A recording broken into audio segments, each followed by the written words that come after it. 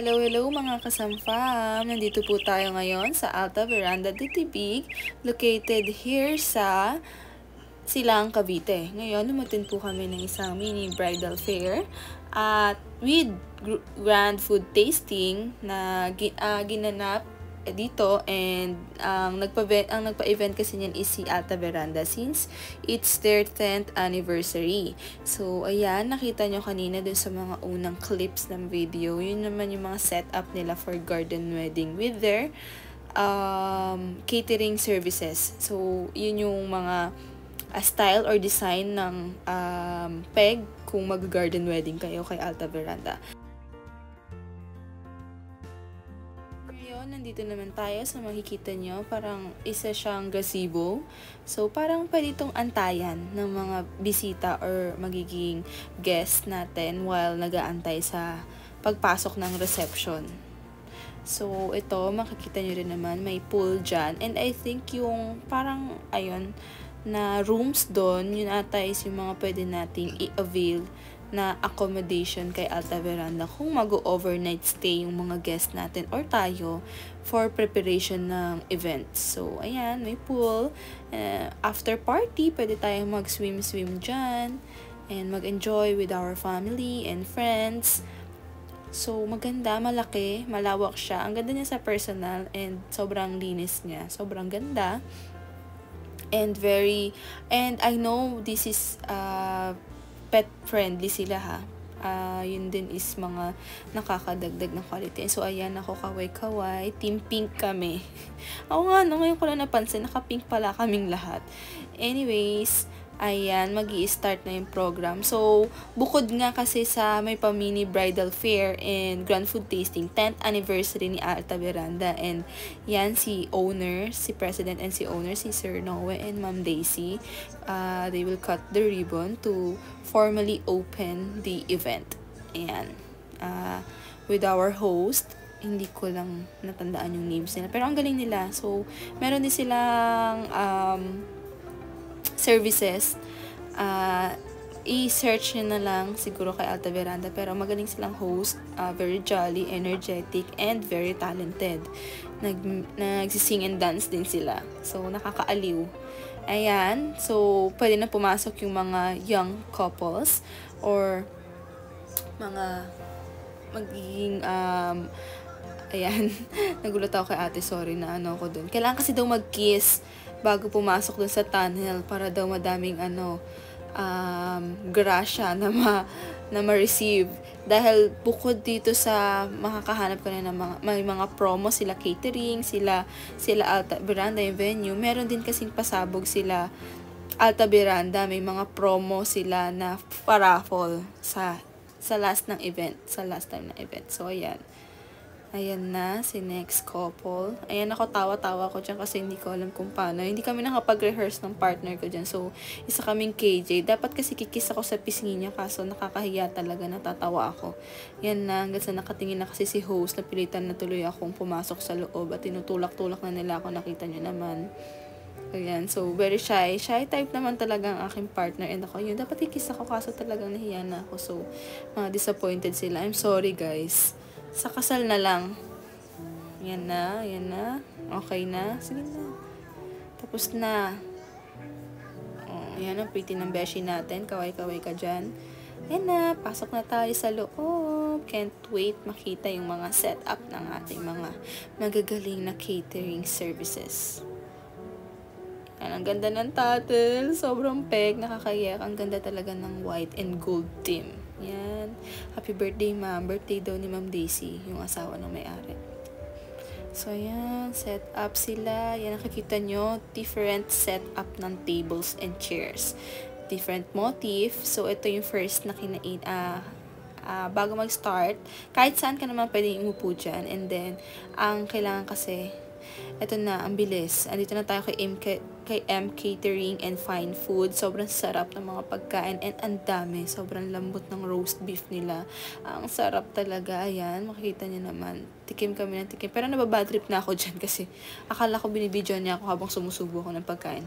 And then ayan, nagpa-picture sila kay Sir Noe pero naka-video pala. Pero smile pa rin ako hanggat saan tagal pala. Oh, video.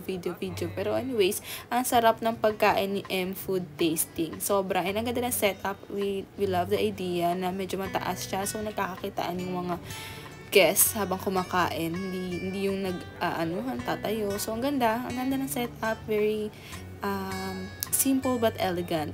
Hindi lang ako fan ng orange. Charot. Pero dito naman tayo kay Hizon Catering. Ayan, ang sarap ng mashed potato nila. Hindi na daw kailangan ng gravy. Which is true. Ang sarap talaga niya. And then, yung lasagna nila, okay siya, hindi siya sobrang creamy, pero masarap kasi hindi siya nakakaumay kainin. Ang sarap talaga. Actually, lahat sila, ang sarap lahat ng mga food na hinanda nila for Grand Food Tasting. And then, ayan, ang next yan is chicken ata. May roasted chicken din sila dyan. Masarap din. And then, yan yung isa sa mga mains nila. And may mga side dishes kasi siya na corns and carrots, potato marbles, may coleslaw din dyan. Based on your likings. Kasi alam ko hindi nakahalo yung sauce niya eh. Ayan, so, masarap. Lahat mainit. Lahat masarap. So, talagang mabubusog ka talaga. Kaya konti lang muna yung kinukuha namin kasi nabubusog kami eh. Kasi ang dami talaga niyang iikutan. 7 catering yan. Talagang taste talaga muna namin. Babalikan talaga namin yung pagkain na gusto pa namin balikan. And meron silang grazing table. Ang ganda ng setup. Meron din silang churros station. Masarap din siya. Ayan. Voila, ayan yung aking kinuha. Actually, lahat kinuha ko para matikman ko din lahat. Kahit pa konti-konti yan. Masarap din yung drinks nila. Alam ko yung juice dito is something. At eto, next naman kay Rich Gold Dwelling. Ayan, yan na yan is croquette longganisa. Ang sarap niya. Hindi masyado ramdam si longganisa, pero kasi ang sarap talaga niya eh. Ma-cheesy siya, potato, and masarap siya. And then, sino ba naman na may ayaw ng kaldereta? And kung ganito ba naman kasarap yung pagkakaluto, ang daming cheese. Talagang yung sauce niya, grabe. Kahit sauce pa lang ulam na. So, kung magpapakitering kayo sa kanya, make sure na kuhain nyo as main si kaldereta dahil hindi kayo mapapahiya. Sobrang sarap niyan. Ang lambot, ang juicy ng meat niya. And this one naman is yung salmon nila. Ayan, nahulog pa ni ate. Hindi kasi siya na sa vlog. Nahihiya siya, char. Pero ang sarap niyan, ang juicy niya. Hindi siya dry. Hindi dry yung pagka-fried niya. And tama lang yung timpla ng herbs and spices niya. And ito naman, isa nila sa, I think, dessert. Ito kasi matamis eh. That one is a sweet potato, kamote na inatamis. Hindi ko alam yung term nung pagkaluto sa kanya, pero masarap din siya. Masarap. And ito, isa din sa kanilang dessert, cream puffs. Ang sarap din ng pagkakagawa dyan. Sorry na kung puro masarap, pero lahat na talaga masarap yung mga gawa nila. Masarap yung feeling. And hindi makunat yung pagkakabake niya. So talagang goods na goods siya. Next naman is kay Juan Carlo, the caterer. Grabe, ang social ng setup nila, from tables and chairs to setup ng mga food. Sobrang fine dining niya. For me ang ganda talaga. Lahat ng plating niya maganda. So, ito, next niya is pasta. Hindi ko na kasi kinuha yung iba kasi parang, alam ko may roast beef din sila kaso talagang ang dami ko na nakain na roast beef. Pero itong pasta na ito yung sa akin eh. Nakapagpa-intrigue. Ayan, black pasta kasi siya. And yung sauce niya, hindi ko alam kung pesto siya, pero kasi creamy siya eh. So, ang sarap kung hindi kayo mahilig sa mga ganyan. Pero kung mahilig kayong mag-try, promise, masarap talaga siya. Kahit, siguro, hindi ko alam, pero parang lasang may pagka-carbonara siya na peg, pero ang sarap talaga niya. Basta masarap. Ang sarap ng pasta, ang lambot. Hindi siya makulat, hindi siya matigas. And then yung sauce, ang sarap din with parmesan cheese. And meron din siyang shrimp and tomato. So, ang sarap talaga. Nakakabitin nga siya actually Pwede siyang ulit-ulitin. Siguro pwede niyang punuin yung plato na yan. And tinanong ko pala kung totoo yung cheese. Totoo daw. Nakakatuwa. Hindi ko alam kung anong tawag doon. Pero may mga, di ba sa mga social na dining restaurant, may ganun talaga yung cheese. So, this one is, I think it's pork. Hindi na ako nag-get. Nag-get lang ako kasi itatry daw nung kapatid ko. And their dessert, tiramisu, ang sarap niya. Sarap ng whipped cream niya. Ito, ang ganda ng setup niya. Ang ganda ng plating, ang ganda ng setup ni Juan Carlo. Sobrang simple, elegant, and ang ganda kasi ng white, black and white kasi parang yung peg ng team niya. So, ayan, yung kanyang hinanda. And tingnan mo naman yung lagayan nila ng dishware utensils. Nakabox siya. So, wala na, parang bago. Ang ganda lang niya. Hindi siya makalat kapag yan, di ba, kumuha ka ng spoon, fork, yung knife, pwede mo siyang ilagay lang ulit doon. Hindi siya pakalat-kalat sa lamesa. May nagagalit ako dyan, hindi ko alam kung bakit. Next naman is Ricardo's La Casa of Catering. Grabe, ang ganda ng setup nila. And nakaka-amaze kasi yung food na hinanda nila, hindi siya yung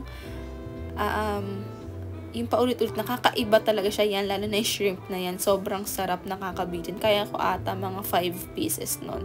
Ito naman yung house blend iced tea nila, with dalandan. Ang sarap, black tea with dalandan siya, ang sarap din niya, nakakatuwa yung pagsiserve nila.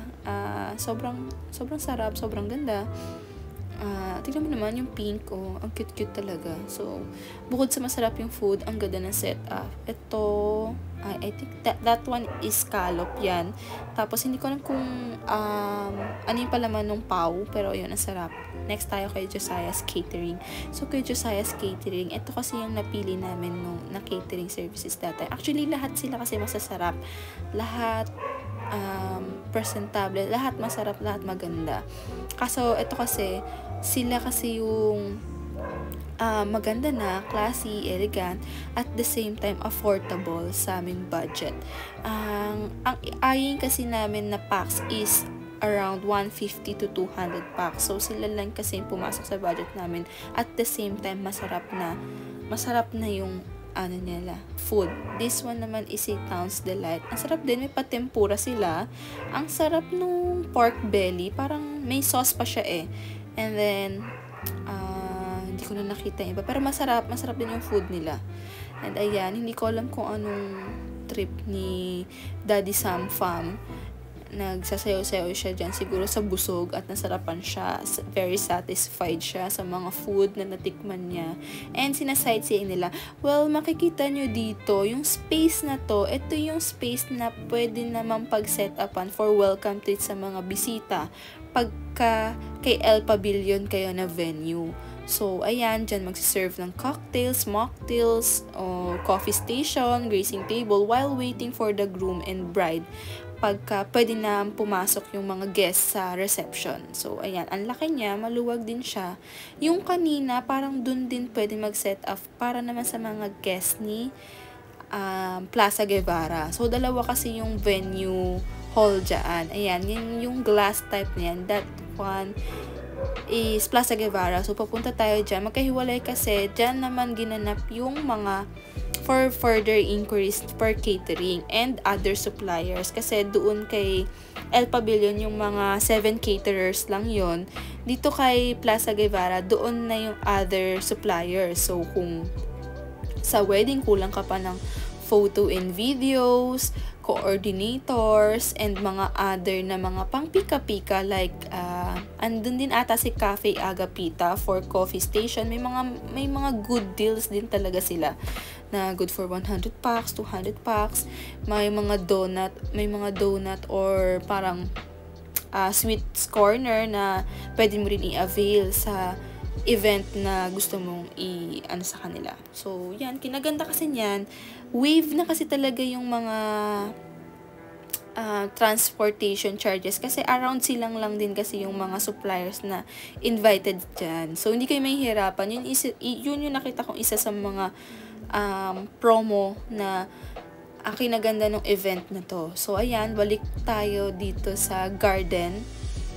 Ayan. So, ito kay Recados to eh. Yung setup na to, I think kay Recados to.